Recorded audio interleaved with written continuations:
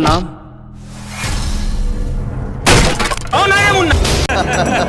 ए भाई ये गलत बात बाटे। हमने अकुला के भाई हैं सन, हमने सपंगा लेबे ना तेगरा सादे तोरा के भी नंगा कर दे।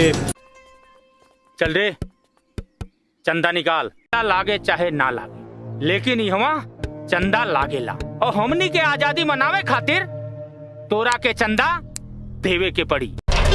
तोरा बाप के समझौले रहनी ना भैया के खिलाफ गवाही मत दे, लेकिन उस साला मल्लेश ना जेकरा नतीजा तोरा के भोगई के पड़ी रे, भोगई के पड़ी, बुझले? ढेर 3-5 करा ताड़े। अब तोर दुकान तहस नहस हो जाई।